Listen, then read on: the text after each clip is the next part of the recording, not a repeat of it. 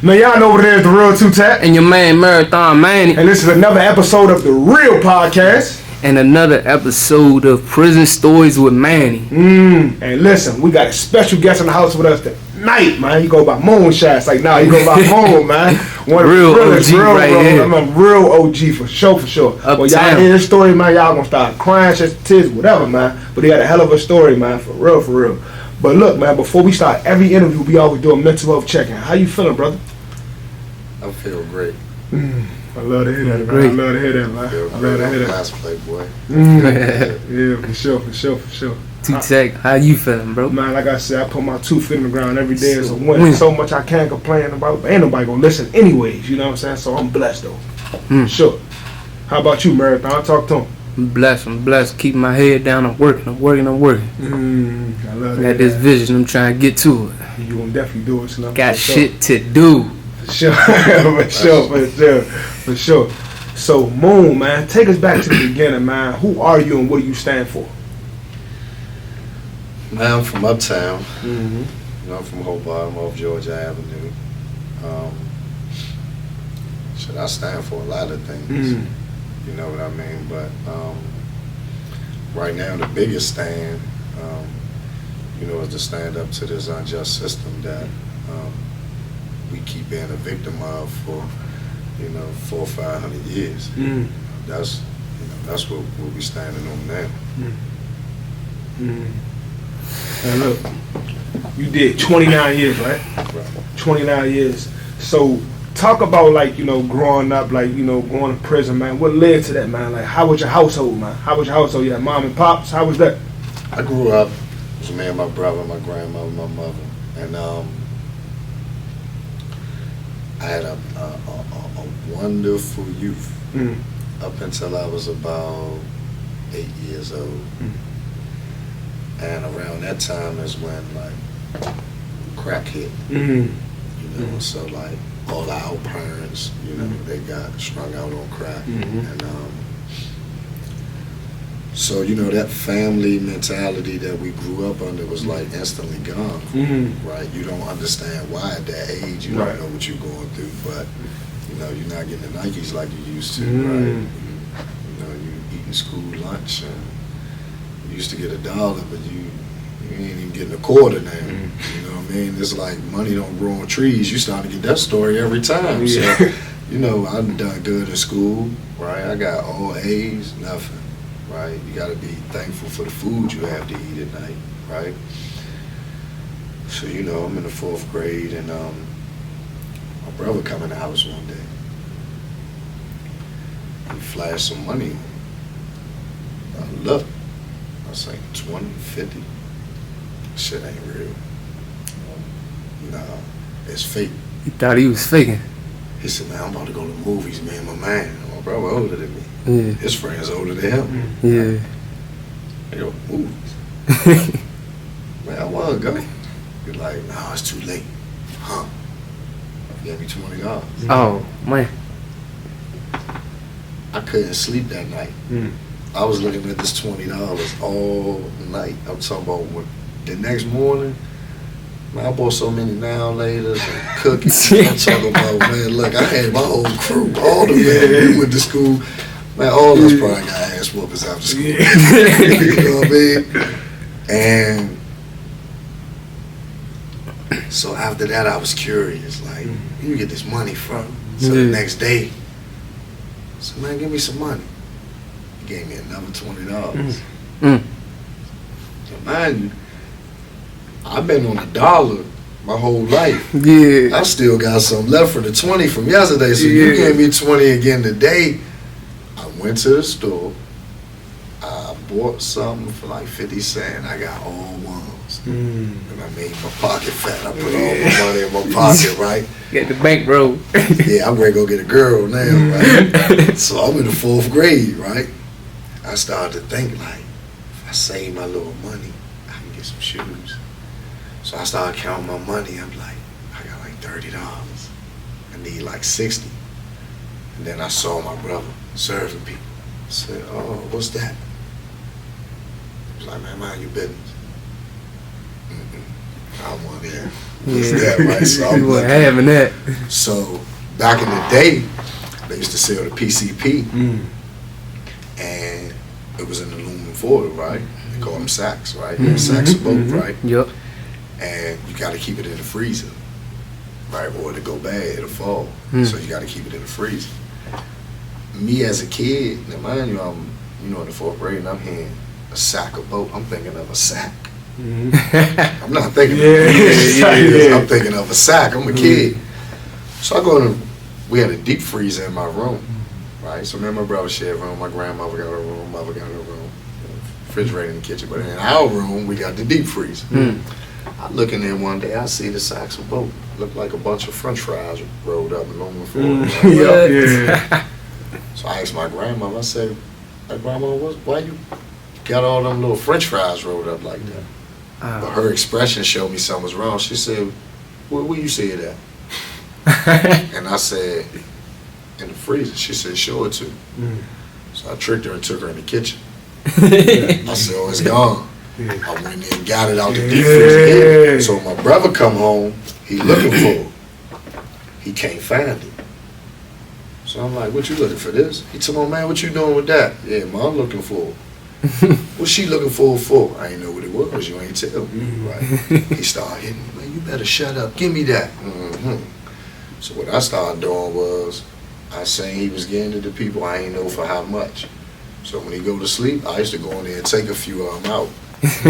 Next, I get up before he get up in the morning, go outside, I'm looking. I see her, she be, hey. Yeah. Boy, what you doing with that? Just man. be quiet. This what you gonna give me for? I didn't know it was $10. They was giving me $3, $2. Oh, they cranking you. I was happy as shit. Yeah. Like, I was size, you know what I mean? 4th grade. 4th grade. And so, finally, man, one day, my brother was like, look, man, my stash right here. Watch my stash. I'm ready to go play basketball. I was like, all right. But it seemed like when he left, everybody left. And I was like out here, and they was coming. So I just started selling them. I sold all straight money. I got the money. I took it home, and my brother was like, hey, where my stuff at? I said, I sold it. He was like, for real? I'm like, yeah, give me $20. He gave it to me. Give me $20. I had sold like $800 worth of shit, right? He gave me $20. I'm happy. One day the older homie said, how much money your brother be getting? I said, oh, he be paying me. Yeah, I got bank. He's like, how much money you got? I go in my pocket. Yeah, I got like $60 now. They got that money out. What's up? He pulled a few thousands out. He said, man, your brother beating you, man. He said, look, I got a package, a $50 package for you. You gonna make $300 off of it. You can have it. Now, I ain't never had 300 now. This a whole nother level. Ball game. So my brother talking about, man, don't be over there talking to them. Yeah, shit, me. Just getting paid. Right? So he gave it to me. I did it. I went back with the 300. He said, now how many you want? I said, it's $50, right? Give me 6 of them. He said, man, you asked for 8. Come on, man, you got straight money, man. Come on, ask. So I'm like, give me 8. He's like, I'll give you 7. I don't know no better, right? Give it here. I just want I get $300 off each one. I can't even count it right now. I got 7 of them. I'm rich. You know what I'm saying? And yeah, I never stopped. I just never stopped. You know what I mean? I just got greater and greater and greater.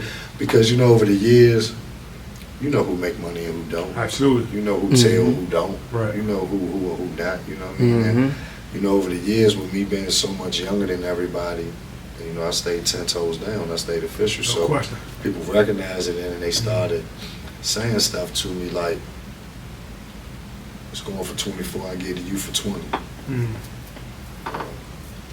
Got a man over here, I know he get 2 of them. It's 48, right? Yeah, I got you. Give me 46, I'm gonna give you a deal. I go to him with the 40. So the money started growing. So by the 7th grade, you're looking at $30, $40, $50,000. You know what I mean? That was a different era right there. You Yeah, in the 7th grade with 50 bangs. But you blowing this a week. Like I'm nothing. telling you, Yeah. shoes, clothes, yeah, just Gucci, all type of land, stuff. you know, you just you young. You Yeah, going I'm to telling King's you. Dominion spending $20,000. So much money back then, you know. Yeah. Bread. Yeah, so that's Everybody how that's how the drugs started. When was your first time getting arrested? Now, first time getting arrested, or first time going to jail? Because there's a difference. Because the first time I It is ever a been difference. arrested, listen, first time I ever was arrested in my life, I was like 4 years old. Right, so How the fuck? Yeah, talk about that, man. check this out. So, Yeah. my grandfather used to drink and drive, and he worked down on 6 and K, and it was a car lot, right? And it's a precinct right there when you coming by. So every day, ride past his precinct, he'd be drunk, right? He started drinking before he get off work. They'd be pulling him over. Well, one day I'm with him in the car, and he don't got no more chances. Right, so he got a big bottle of liquor on him. When they pulling us over, he tell me, put this in your pants. So I push the bottle of liquor in my pants. So now they locking him up. So they taking me to the precinct. So I'm sitting in the precinct, and my mother got to come and get me. I'm sitting here, and I got this bottle of liquor, and I'm trying to figure out what to do with it because it's too big for me, right? Yeah. Anyway, I get through that. Come and get me, I get out of that. End up going through it again with my grandfather. So now the police know me, right? Yeah. I'm 4 years old. One day, I'm following behind my brother and riding my bike and ventured out too far. Police saw me, know who I was. Hey, come here. Your mother know you down here? All right. He booked it. Wasn't fast enough. Yeah. They fam down on me, called me, you know what I'm saying? Since you want to do this, they took me in, fingerprinted me. Bruh. Said, what's your mother name? I Crazy. said, I don't got no mother.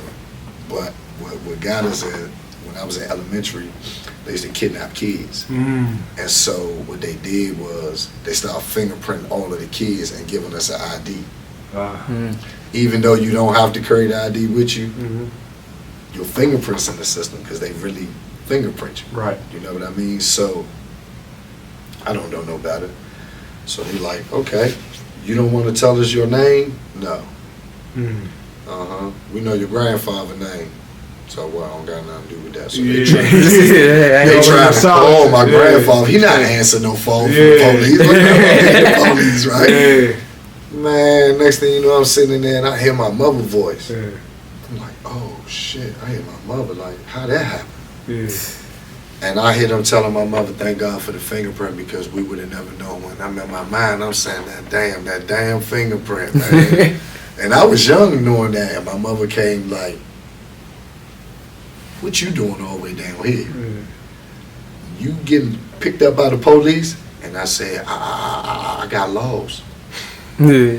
I'm gonna beat your ass. You know how it went. You already know what it was. You know what I'm You got saying? the switch So, waiting for you right in the house. you know, those were the first of like started. Because after that, it was like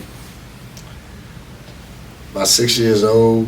We throwing eggs and rocks at the police cars, and buses and cabs, and like especially the police. You see the police in the snow. Oh, crush them. They can't drive that fast. Crushing them. You catch them with the window down. Trash them. I'm telling you. Trash 'em. Punish. Then the BB guns and the pellet guns. Yeah. Shooting at the police. So now the dirt bikes. So like we had buddies that was like daredevils on the dirt bike. So like I get on the back of the dirt bike. You see the police at the light, I throw a bottle at them. So we get chased. Just throw a bottle, bust the window, and just get chased. We just get chased all night. But if you get caught, we ain't worried about the police, right? It's your mother. Yeah, whoop your ass. My mother was a young mother. My mother was like, she let the belt go early. Like she was beating us with the belt here, but by the time elementary came, she was throwing punches. You know what I'm saying? I had my mother from the hood. My mother smoke, drink. I ain't know why I keep making noise. My mother was, you know what I'm saying, turned up. So that's how the getting locked up Started, by the police started. You know what I mean? So you said, man, your charges, your jacket, like Soldier Simpson, my jacket consists of, you said guns and murder, right? So when you first went to prison, jail for a serious crime, what was it, man? Like when you first got locked up, I had to do some time. How old was you during that time? I got locked up when I was 12 for attempted murder.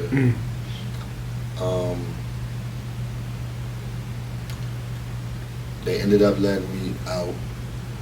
The next year I ended up going in for attempted murder and a murder. Dang. I was convicted. When I first went to prison, because I was so young, they sent me to the receiving home when I first went to prison. And the staff couldn't believe how small I was. So it was like, I felt like I was in a zoo. Like everybody coming to the door, like, oh my God, look how small, oh my God, this little boy. Because you was in like real prison, like adult prison. I wasn't in adult prison. Like a I was in YSC? juvenile. It was YSC. Yeah. YSC now. Receiving home then. Okay. Makes sense.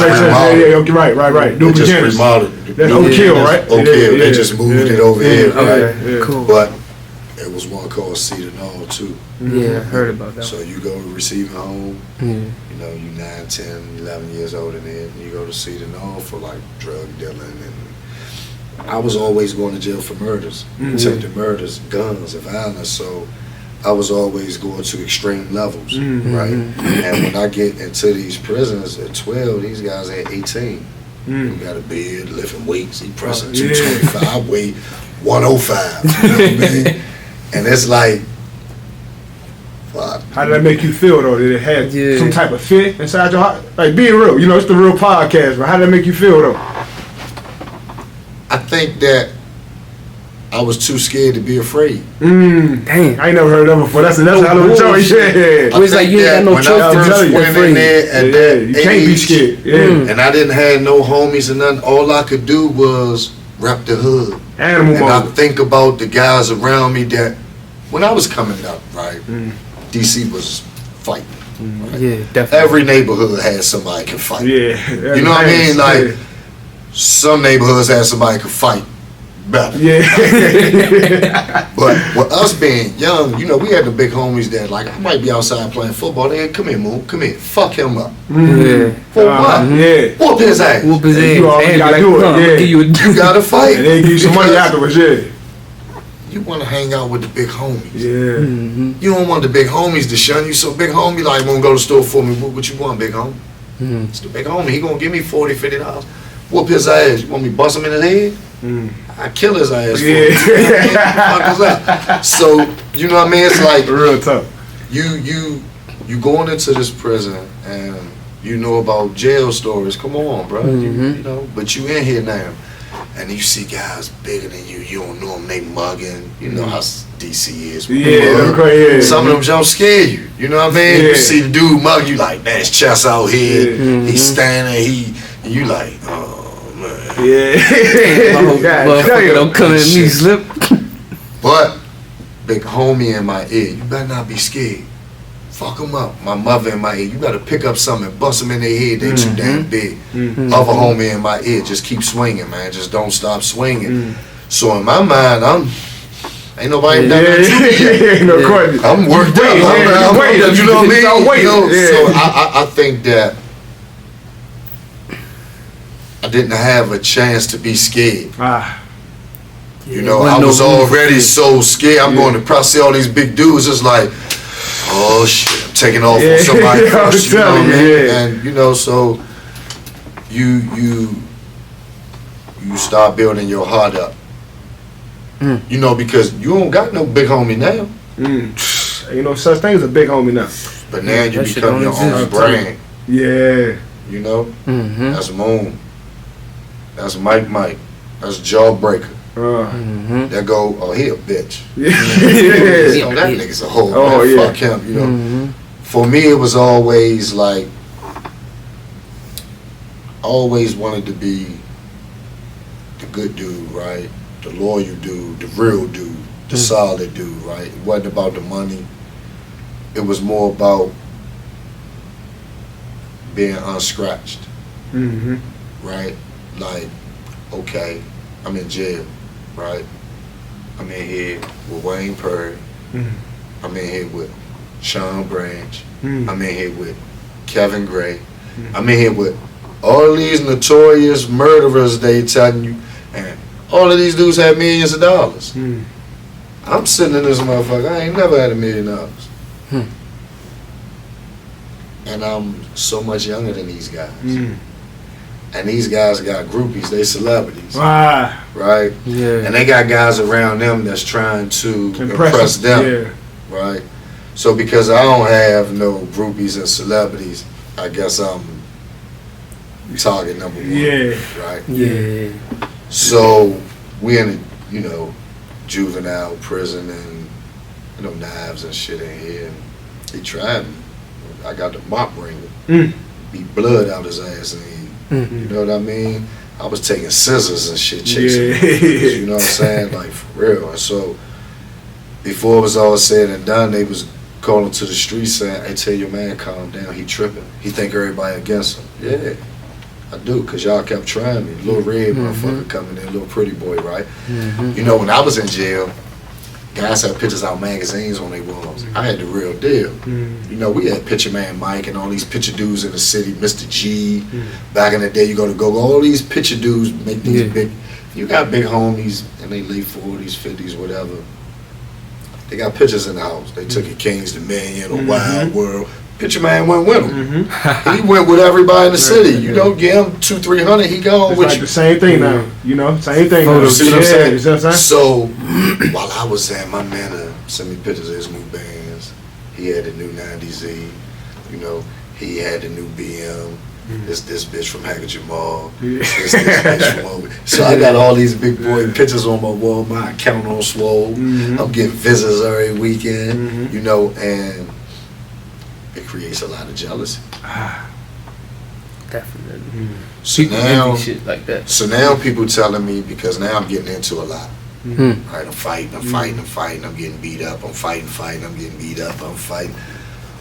But all I can do is for the person that beat me up, I just gotta keep fighting. Yes, you gonna get his I ass. just gotta make him just give it. He got your ass one day. I got a black out, my lip bust, my hip hurt. But goddamn it, we going again. I'm telling you. For sure. Yeah, and so as the time went by,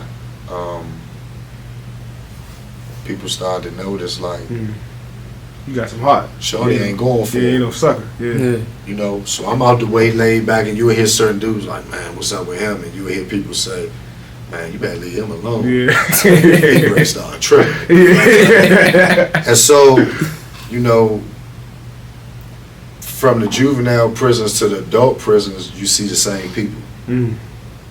Yep. 90%. Yeah. You see the same people. And word of mouth kind of spreads. Right. So it's like when you create these reputations for yourself, sometimes they overshadow you in there. You said when you create reputations for yourself, they overshadow you. Meaning, basically, you follow your reputation. Like before you even get there. You break that down. When I was in elementary, right? On the road, junior high on the road. Yeah. Always been smart. Yeah. Right. Spelling bee, essay, school play, poetry competitions. This was me. Yeah. Right? Hell, I become known as a murderer. Dang. I did way more spelling bees, school exams, essays, poems than murders. Yeah. So how did it overshadow? Yeah, exactly. Right? The good, right? Yeah. Right. But when I went to prison, unconsciously, I added on to the legacy, stabbing, fighting, stabbing, because I set the tone that I'm not doing all that fight. Yeah, for sure. Fuck that. We ain't here, man. You might was pro or something. I ain't got time. Yeah. Bro, you swing, I got a knife. I'm gonna gut your ass again. You know what I mean? And that's the way that we carried it. You know what I'm saying? And so the moment come that opportunity arises to see what you gonna do, and then you gut his ass, and then you gut the next one, and before you know it, instead of them saying, "That's Moon, we pretty smart, intelligent dude," they saying, "That's Moon, that motherfucker crazy as shit, go hard as shit." So I meet women, Moon. I heard about you. You be killing people. Yeah. Like, that's what people started to know me for. Like, you be killing people. So now you go to do business with people, they like, I don't know about him. I don't want to. If you don't pay me, ain't nothing I can do. Right? So that's what I meant by that. You know, it kind of adds on to the legacy, and it overshadows. Let me ask you this question. Growing up in D.C. during the 80s, you know, they say D.C. was the murder capital, right? Chocolate City, too, right? Did you have to have that dog mentality like that? Was it really like that? Man, listen. Let me tell you what it was like if you never experienced it. You live in D.C. now. You got to be careful. It's not even a murder capital. So multiply. Right? Multiply. Now check this out. Hold on. You know, like, when I was in junior high school, you have to look at it like a population of, let's say, and I'm just throwing a number out there, it could be wrong, but let's say 300 students. Right? 20 of them I know well. 4 months into school, the 20 I know, it's like 6 of them. Dang. And that 300 is like 180 dead. And it's happening at every school, and before you know it, you look up at the end of the year and it's like 400 people dead. Damn. DC in the 80s. In DC, right? So you coming outside with you riding around with the gun in your hand. You're not stopping at red lights. You're not stopping at nothing. You know what I mean? And you don't put the gun on your waist. You don't put it under your seat. You don't put it in the glove compartment or nothing. You gotta have this gun in your hand because it's kill or be killed. And just because you may not even have nothing to do with nothing, but you from this neighborhood. So just being from this neighborhood, you can get killed. So you gotta have that mentality. You know what I mean? Because even so, during then, you had people trying to take your shoes. DC was like really aggressive coming up, man. They gonna take your coat, they gonna take your shoes, they gonna pat your pockets. You got $2. They taking it, man. You know what I mean? So you had to be on go mode. You was forced to be on go mode, or should I say? You had to be. It was kill or be killed, or you get swallowed up. You know what I mean? You had to be. So let's talk about the myth, the legend himself, Wayne Purdy, because you grew up in the 80s and you had a couple interactions with him, correct? Right. Okay. So was he really like that, or they over exaggerating it? Nah, he was really like that. That's the big homie. Wayne is serious dude, solid dude. He was a great mentor of mine.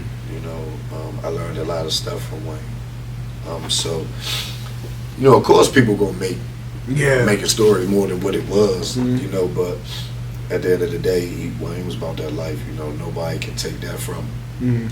Let me ask you this, his personality, was he a cool person to get along with, or people would just be too scared to be around him? Me personally, I didn't have that personal relationship with him to sit down and just talk for hours, but a lot of people were scared to be around him. My interactions with him was a few words here, a few words there. You know what I mean? A lot of my big homies interact with him, so I'm in the loop. So I'm around, to see and soak up game and witness what come on from them. They're my bigger homies. They older than me, so I couldn't settle for less. Right. Right. From coming up watching them set the bar so high, it was like no way I can. Yeah, no question. Yeah.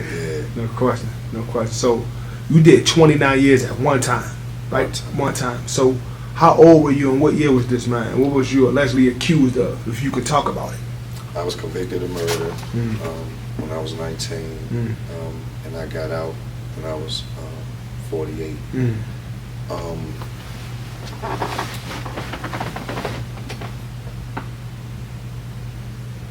the thing about it with me is, when I got convicted, it was still pretty much that murder cap phase thing going on. So, you know, when I went to prison, my whole generation was in there. Yeah. The whole DC was in there. Yeah. You know what I mean? So when you that young and you facing all of this time and you having, you know, lawyer problems, friends and family turning their back, your girl cheating on you, you done heard she was over here with him, and she don't want you to call your child no more, and you know, you going through all of this stuff while you in there. It's like you don't know how to register it or digest it at that time. You just live. You don't even really know. It's traumatizing. You just living through it, you know. And when you live a life, man, to seeing people constantly brains being blown up, stabbed, busted in the head, you know, knocked unconscious, like shit not normal. You know what I mean? If you think it don't have an effect on you, do. Now, I'm not the type of person that can't sleep at night, have nightmares. I never experienced none of that shit. But I'm the type of person that some days it's like, fuck, I'm already in prison doing life. You know what I mean? Like, god damn, another problem, another situation, you know what I mean, that can give me another life sentence. Let me ask you this, man. How did you manage to survive prison? Because you hear a lot of horror stories, people getting buzzed, you know, stabbed as you call it. All these things happen. How did you manage to survive 29 years straight, man? How did you do it, man? There's rules and regulations in prison. You follow the rules, bro, you could. You know what I mean? Don't steal, don't snitch. You know, stay to yourself, mind your business. Pay your bills or stand on whatever it is you do. See, me, I'm a man. Absolutely. And the worst thing you would ever hear about me in life is probably owe somebody a couple dollars. And that's just because I ain't giving it to them. I gave you enough already. You try and be petty. Next move, I'm going to take that shit. You know what I mean? So I done gave you $3,000-$4,000. You talking about where the $40 at? Fuck you think you talking about? Fuck $40. Get the fuck on out of here. Yeah. So, you know, you be in there certain days and you have to tell yourself like, all right, let me stay out of the way and let me invest my time into something more beneficial. You know what I mean? And so if you follow the rules in prison, man, you ain't gonna have too many problems. You might have a knucklehead here or there. You gonna have to fight though. You might gotta get in the fight. Whether you get beat up at night, just fight like hell. Just fight like hell, man. Get it over with. You know what I mean? And then you be smooth sailing. So let me ask you this: what are some things you learn from prison? Because you can learn from everywhere, man. Sometimes we look at things as a bad thing, but the thing is about life, man. Like going through them trial and errors, you know, build character. Like you just said, a man. You know, but you stood on man time at all times. Like, what did you learn from prison that you still carry with you into the real world today, outside? One of the things I learned, man, that was the most valuable lesson to me is that we got tricked. And let me tell you something. Explain that, yeah. Let me tell you why I say that is because there came a point in time where, like I said, our generation before us got strung out on drugs. And we became our family. You know, me and my men, right? We became our family, our support system, right? When you in the community, everybody not a gangster, everybody can't fight, right? Some dudes suckers, some dudes bitches, some dudes get money, right? And I felt it was my calling to protect the hood. So whenever something went wrong in the hood, I killed it. Whenever somebody took something from somebody in the hood, I made sure that shit came back while I was killing it. You know what I mean? And when I went to prison, I realized that it's not honored or respected. Those people that I put my life on the line for, they turned their back and left me, and felt that they had a right to do so. I didn't know we can do that. You know, we talk this La Costa Nostra to, you know, to the grave. all of a Murder, sudden everything. you get with this girl, she get pregnant, and you a family man now, and I'm already in doing life for the shit we started. Midway through, you get a change of heart and just leave me for dead. And so it's like when I came home, these people that turned their back on you, they don't even want you home now because they feel that maybe there's a repercussion, or you know, maybe they can't face you for what they did to you, and for the second time, it's not honored or respected, right? And so what I learned is self-preservation, right? First law of nature, man. But I'm a bad guy when I say that too, because for me, self-preservation is like, when I was in, me and Manny used to talk. Free money, I'd be man. broke. Yeah, Free money, man. Free Yeah, money, yeah. man. Sure. And I'd be broke, Manny'd be broke, right? It ain't that we broke, it's that we done took care of situations at home, paid lawyers, done little things, and we gotta wait on the next move. I make the next move, and before I get my money, I'm already hitting homies off, trying to make sure they eat. And the big homie's telling me, Moon, when you ain't got nothing, what you gonna do? And I didn't look at it like that because I always felt like, shit, these dudes put their neck on the line too. No question. So what the fuck? You know what I mean? I'm getting it to them, these the men. But those same guys, when they get on their feet, they don't carry the same. Forget Don't all look about your you. way. So here's a lesson to be learned that I carry with me every day.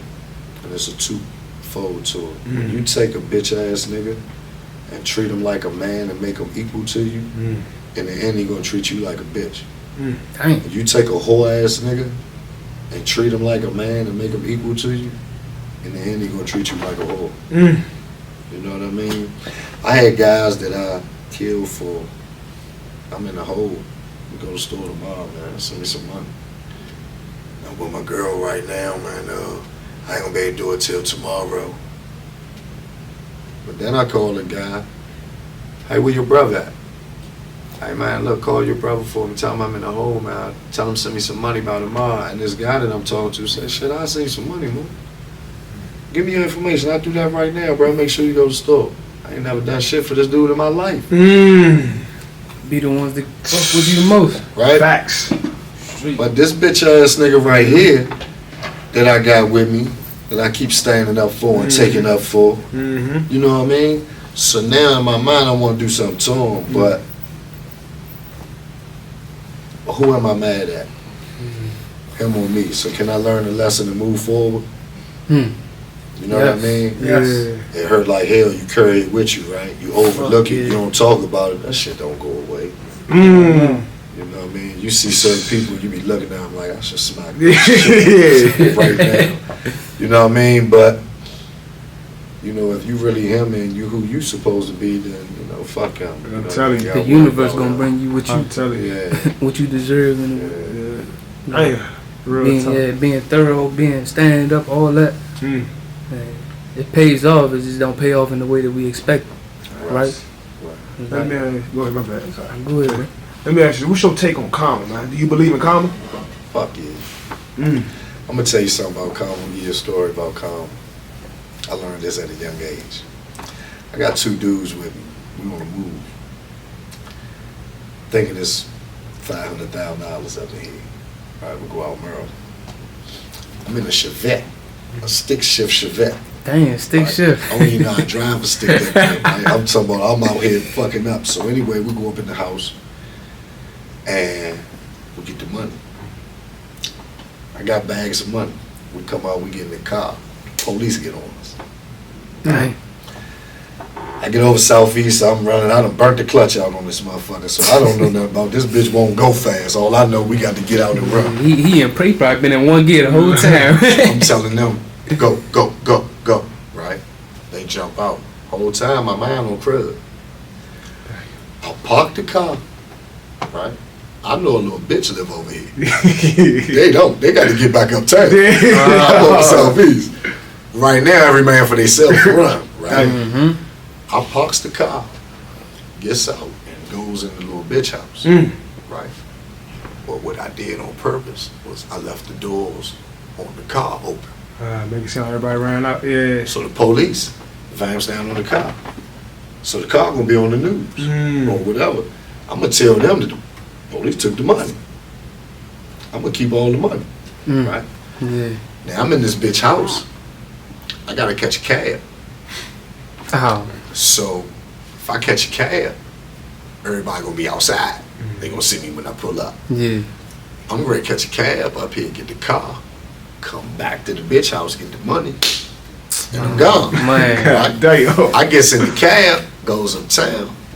This bitch, I don't know, got a fucking brother under investigation. Damn. Oh, Police done ran up in the house looking for him for drugs. They done found $300,000 of my money. God damn. This nigga ain't got nothing but like $3,000 of cash. He a petty dealer. Oh, right? my He got gosh, like man. a half ounce of coke, Damn. right? So now the media going, they got the money, they got the, and I'm just like this. Damn. So man, when I get uptown and I go up there, when I get out the car, the dude's like, man, what happened? I'm like, no, police got the car, man. They got the money and everything. They like, yeah. I'm like, man, that's crazy. Police never fucked it with the car. They went, damn. I left the doors and all that shit open on the car. So when the police went and looked, they, kept on going. They never fucked with the car, and then I went back, closed doors on that. But I was already in the bitch house, right? After that, I said, dang, if I would have just did what we were supposed to do, I would have had the money. You know what I mean? So after that, I learned a valuable lesson about trying to be cruddy when nobody don't know. Because sometimes what's in the dark come to light. Facts. You know what I'm saying? And you learn that dealing with kids. Like you take a little 2-year-old over Keisha house, go ahead back home with your girl, and then next thing you know, he can't really talk. Bye bye, mama. But the day he told me, I don't go to Keisha house. The fuck? Yeah. What's up with Keisha house? Yeah. What's up with Keisha house? And the girl, oh, what's Keisha? Yeah, so come on, motherfucker. Yeah.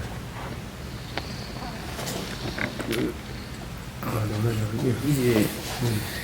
That's a hell of a lesson on karma right there, and it like for you to actually had caught that. It's like in a way it's like instant karma, right? Right. It's like it was a lesson that you learned like off the break. You know what I'm Right. saying?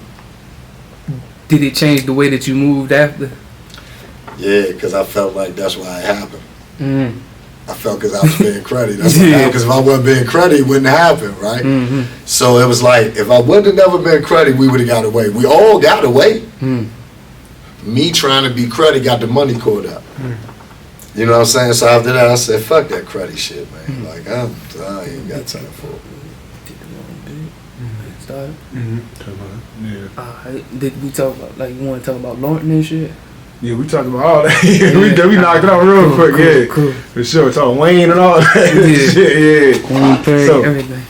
I think we gonna need. I'm gonna say it right now. We gonna need you on here. Well, we gotta need you on here again because I ain't gonna lie. We had some, little technical difficulties, but it's all good though, man. Because I appreciate your honesty, man. That's what it's all about. With the struggle, I'm here, man. Like I told you before, I go to war for my people. I'm telling you, I respect that. So, Moon, man, before we got on camera, you had talked about your journey now, matter of fact, I'm fast forward now. So, talk about, when you got released. How was that feeling, man, after doing 29 years? How did you feel, man? What did you, come on, man. I know it had to be some joy in there, man. Hey, listen. So, I have a court hearing, and the judge said me like she on my side. Everything the prosecutor say, she batting it down. Damn. So I'm like, never heard this before like this. Like, she not only batting the prosecutor down, but she checking her. You know what I mean? Yeah. So everybody like, oh, you got it, right? So 7 days, 10 days, 14 days, I'm like this. Dang. Every day I'm just sitting down, just waiting to hear him call my name, right? 3 weeks go by. I ain't thinking. We lock down. We come out after 4 o'clock count. It's 5 o'clock. I'm on my way to the computer. We go to commissary the next day, so I'm on my way to the computer. Go see the new items they got on the commissary, and I go on the computer, and I see my lawyer. My heart started beating. I almost died, bro. I ain't gonna lie, because my lawyer don't supposed to be saying nothing to me. So check this out. Yeah.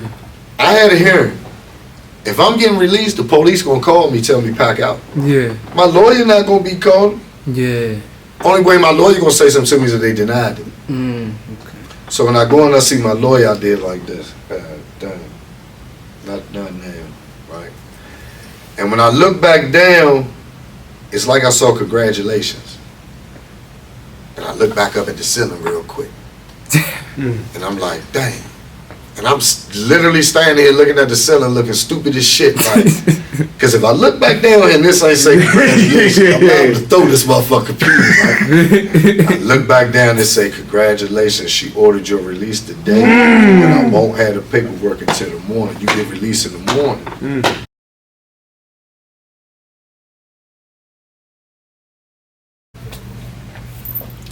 So, once I see that, it said congratulations, right? I was like, I stood there for a minute, and I heard people say, "You okay?"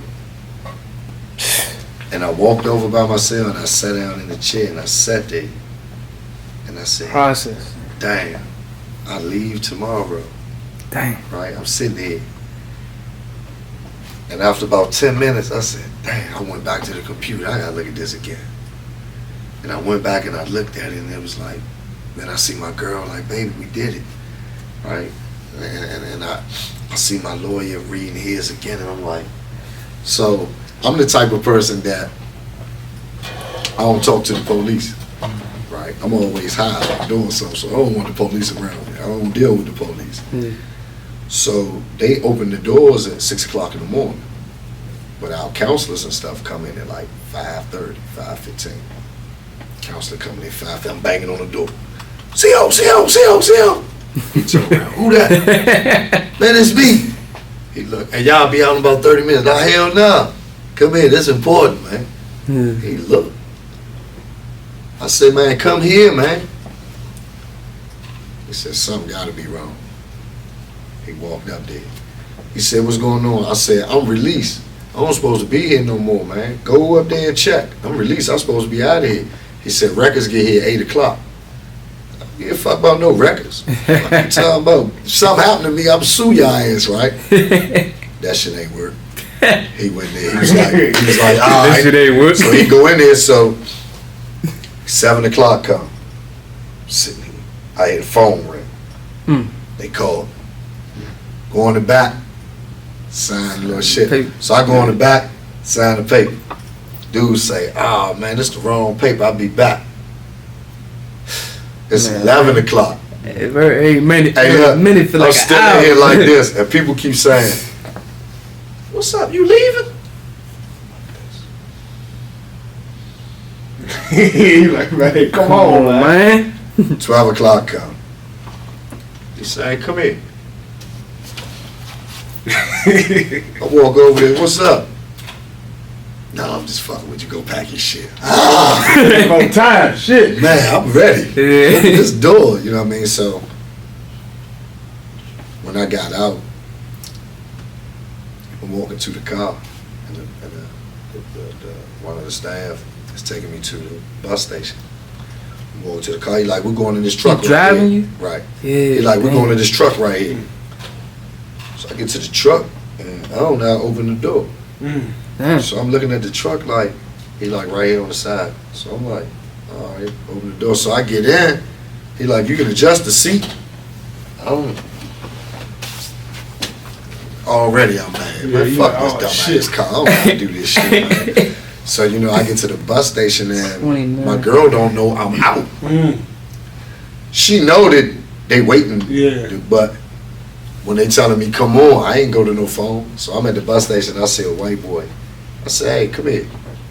Hey, make a call for him. He was like, huh? I said, man, call him. Hey, make a call for him right quick. He like, he handed me the phone. Yeah. I said, man, I don't know how to do that shit. I just got out of jail. He said, oh, that's why. I said, what? He like, you very aggressive. Yeah. I ain't trying to be, man, but you know, I'm trying to just call my people. So he called. I'm like, hey, I'm out. How long it take you get here? She like, oh, about 3 hours. 3 hours. Dang. Man, I'm gonna go crazy in 3 hours, right? Mm-hmm. So they gave me $11. $11. They gave me $11 when I left. That's so some petty shit. I ain't had no money on my account anyway, so I didn't give a fuck. So I'm sitting there waiting, and I see the snack machine. I said, damn. Right, and I'm looking at the stuff in here, and I'm like, oh, I want that, I want that. So I put the money in there, push the shit. Don't work. I get the money back. Can't get the money back. Oh, money. So I see another white guy coming in. I say, come here, man. He look at me, and it's in the back by the bathroom, by a little cut. He got kind of scared. I said, come here. Hey, how I make the money come back? He like, I don't think you can. And he said, oh, you owe 60 cents. I said, I don't got no 60 cents. He was like, here, I give you 60 cents, man. He gave me 60 cents, right? So I get the stuff, and I'm sitting there, and right then and there, I knew. I was like, man, that was complicated as shit. Just trying to get some chips. You know what I mean? Like, so when my girl pull up, I got clothes, got weed, got liquor. Right? When I get in this car, I told my girl, when I get in this car, when I shut this door, and you pull off, it's a whole new life for both of us. So I stood outside the car, took the prison shit off. I was about to leave it right here and set it on fire. But she said, you know, she a girl, oh, baby, don't do that, right? So I put my clothes on, put my shoes on. So we ride. We stop at the gas station. I went and bought some backwoods. I don't know nothing. I don't even know. Oh, no, sheets of fun on them like that. that. I don't even know what the sheets, what the name, because I asked them, I said, you got sheets? They said, what's that? I said, dang. So then in my mind, I'm like, is it top paper? What the fuck? I'm stuck, right? So I said, man, give me some backwoods, man. I'm in the car trying to roll the backwood, and she trying to show me, you know, my son videos on the phone. I'm looking, man. So it was like I was trying to explain, like, if you've ever had a concussion, or if you've ever been dazed or been in an accident, you run into that moment where you, like you're playing basketball, dude pass your ball, you don't see it hit your ball. Dang. Fuck. You need a couple seconds, right? Yeah. When you go on from having life in prison to getting released tomorrow, That's smacking the head right there. you don't know it yet. Yeah, you ready? Because you like, one of the things for me is like, what you want to eat. I can't think. Real shit. Brain like this. Yes. I keep thinking that dumbass white styrofoam tray with that hard ass that rice. I'm like this. I don't want that rice. Them green beans. When people are like, what are you talking about? Damn, I just. Yeah, for sure, yeah. Yeah, because you know, like when they like what you want to eat, you start thinking. Damn, what I want. Did you? I could eat anything. When you went inside the gas station, right? Like, and you, like, let's just say y'all stopped in there for snacks and stuff. Like, it's so much stuff in there. Was you having a hard time picking from what you wanted? Fuck that. We stopped at the gas station. I'm calling myself the gentleman. I'm gonna pump the gas. Yeah. Man, I got out. I'm looking. She like, what's wrong? Only one pump. She like, yeah. I'm like, but what kind of gas to use? Like, so I'm looking at the thing, and I, you know, before I went to jail, I seen gold, premium, regular. Yeah. I'm out now. I see 93. Yep. And I'm like, what the fuck is this? Like, what the? Then I'm getting ready to hit the gas, and the TV cut on, and the what the? They got a TV on the gas. Hey, look, like, a trick, if you don't want to hear the noise, on the right side, the second button on the second button down, you just hit that joint, it'll mute. Man, I was a little kid. I want to hear everything. I was looking at all that. How you talk? Somebody hear this motherfucker? What's going on here? Real talk. Like, Oh, man. you know, it was like, when I go in the store and I see the variety of things, thought I would be super excited, but it's kind of like when I go in, like I look at chips, right? You'll see barbecue, flaming hot barbecue, honey barbecue. But the brands, I'm saying, like, what brand name is that? Like, and I'm looking like, I don't know if I really want that. Then I look over here, sour cream and cheese, queso, sour cream. I'm like, they putting all type of stuff together, man. Right. So I sit down looking like, I don't even know if I like all of this crazy ass shit I'm looking at. You know what I'm saying? Like, when I go to the grocery store now, it's like, it's hard for me to shop by myself. Like, I want to make a salad. Right, I go in there, bro, give me a head of lettuce. There's a bag of some Italian blend lettuce here, romaine, bucciati lettuce over here. There's some iceberg. I'm like, bro, what the I don't fuck? know. What's some lettuce, So now I don't even know what the fuck. Yeah. You know, like, you know, you want to get. I go in and I say, I want to get some oranges. Right, they be over there, look, you got blood oranges, navel oranges, discount oranges. Like, alright, like, what? Like, this shit getting different. It'd be a little overwhelming, you don't Right, know. I go for cheese, right? It's so many different kinds of cheese, and I'm like, cheese, all type of stuff. It's but overwhelming. Right, and then now I want this one, but this one keeps saying calcium. What the fuck is up with this cheese? Got calcium. Like, I want the one without the calcium. Like, you get this one. Hey, nah, the gluten joint, the gluten. What the fuck is gluten? Yeah. So it's like, when I go in there, you know, like, I'll be like, I'm ready to go grocery store. I'll be like, oh, can you grab the, I'll be like, come on. Yeah, how you doing, man? Yeah. Man, because when I come back, it's the wrong thing. They don't be understanding. So I call, can you FaceTime me? Is this it right here? Looking for me. No, baby, show me the whole thing. I'm in the store looking stupid as shit. Hurry out, But then you'll see another dumb motherfucker there doing the same shit. This girl on his back too. Funny as shit. Yeah, so you know, it's like, I think that, bro, like when they was trying to get released, like they don't prepare you. No, whatsoever. They don't tell you. You great go home. They tell you about opening a bank account. You in there, right? They show you how to open a bank a account. mock job interview, right? What about how to pump the gas, man? What about I went to the thing to pay, right? I got the Cash App card, so I get there. I say, it's a computer. I say, excuse me, how you do it? She looked at me. She said, pay for it. You don't know how to pay? No. She said, hit this, hit that, do this, do that, do. You lost. It's quick. She just paid it. So boom, I do it. I go to the next one. Excuse me, can you help? You know how to hit this, do that, like that, and just. Yeah, they moving at a fast pace with it too. So now I got to do the email thing. So I go to my daughter. How you do this? Oh, that is easy. You do like this. You hit this, and then you hit send like that, and it just go through. Yeah, right. All right, man.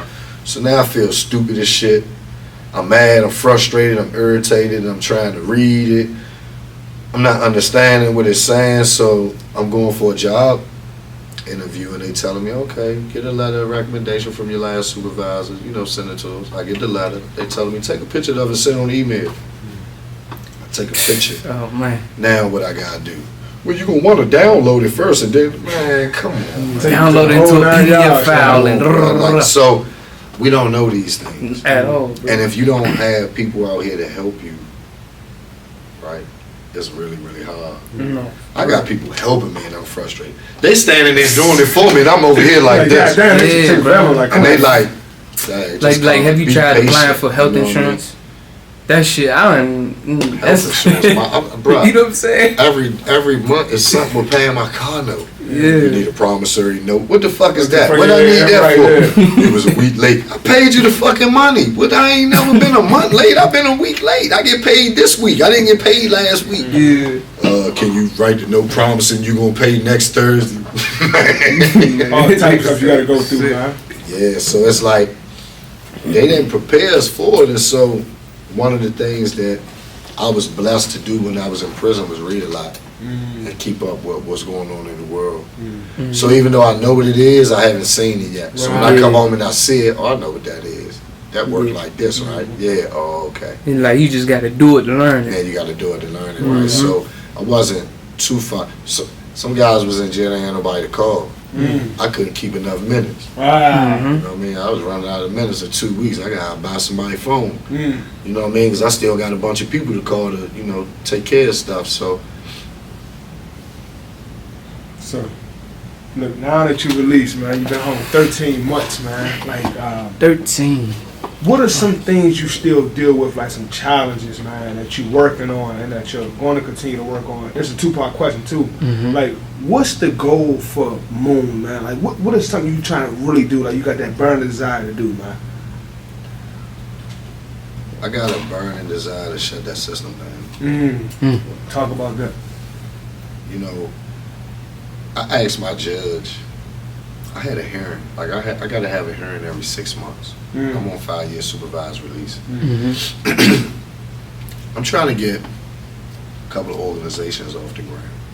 Mm-hmm. Trying to get myself in a position financially, man, that I don't have to look back. Right? I know judges loaded. I know they got stocks and investments and businesses, and you know when they do bad things, it's good. They're not criminals, right? Mm-hmm. Supposedly, right? They do everything by the book. So I told my judge I want to talk to you because you know I feel that the plans and ideas I got with the help of my judge, I could make a difference for the kids coming up in my community, right? She said, "Well, I can't talk to you." So I made an issue like, why? She was like, "Well, I took an oath, and you know, So every time I ever got into something, they brought me in front of you. You judged my life. Every time I went for, my grandmother was trying to get custody of me because my mother was on drugs and my father wasn't there. So they put me in prison. I had to go in front of a judge. I got in trouble in school. I had to go in front of a judge. Right? If somebody killed your loved one, who you call? Police, right? Somebody breaking your house, who you call? Police, right? Somebody scare you, rob you, who you call? The police, right? Well, I have some ideas or some things that I want to do to help my community, and I wanted to talk to my judge about it just to brainstorm. Maybe she can give me some advice. She told me she didn't want to talk to me. So I hope her ass don't have a job tomorrow. Because if I walked outside and walked across that street the wrong way as jaywalking, they'll bring my ass right in front of you. And she'll be talking to you then. Yeah. You know what I mean? And I never let that go. Like, it bothers me that you're always there to beat my ass, but you ain't never there to help me. Oh, yeah, exactly. So now I don't want you judging me no more. Because you're not my people. You don't care about me. You care about the system. You don't even know me. You don't even want to talk to me. All you want to hear about is what these people got to say about me when I'm in front of you. You don't even want to talk to me. The only thing that you want to ask me is, you promise to go to work and you promise to do your probate. Yeah, that's why right. It's a system. That shit is designed designed to keep you in that designed to keep a cycle. So, for me, my biggest thing right now is, you know, I ain't never let somebody hit me and I ain't hit them back. Everybody that hated on me and wished my downfall, I succeeded. That shit killed them. I swung back. He pulled the gun, I pulled the gun. He shot, I shot. You pulled a knife, I pulled a knife. Right? But it's a system that's sitting back watching us suffer. That's a part of our suffering. Putting us in the worst schools, putting us in the worst communities, and raising our, you know, our mothers and fathers, man, off TikTok, YouTube, right? And the values that we came up with lost, right? A lot of those values lost. Now, I'm not one trying to still live in 1950. Right. You know what I mean? But we need a little structure. Yes. Man. Right? We can't keep crying about a system treating us unjust and we ain't doing nothing about it. We not doing nothing about it. People always say, "Oh, you ain't gonna be able to get to everybody. Everybody ain't gonna want to do it." That's you. Not to Don't go- do it. yeah. Then. Get the fuck on. This ain't for you. Facts. Less is plenty. I'm telling you. Less is plenty. I'm 3 telling people you. could start a ride. I'm telling you. You know what I mean? And everybody follow suit when they see everybody joining the bandwagon. You know how people follow us. So I think that we shut that system down by never going back into it. And they lose their jobs. Judges, prosecutors, COs, everybody lose their fucking job because we don't got no justice system, right? We create our own system. All right. You know what I mean? So This what we're gonna do. Ask the legacy question, cause so we don't want to keep going through that. yeah, nah. So before we about to end this, right? I got 2 questions though. No, I got 1 question and I got this for you. I want you to basically, to the youth, to these youngers that's out here in the streets or about to be in the streets, man, get them a message, man, cause you've been through everything that's in front of them or that's gonna be in front of them. For the youth, one thing everybody has to understand, you got a clean slate. Whatever it is you want to be, you can be it. You got to apply yourself. People ain't going to help you. You want to be a businessman, just start selling stuff. Fuck, sell your socks. I don't give a fuck, sell a wristband.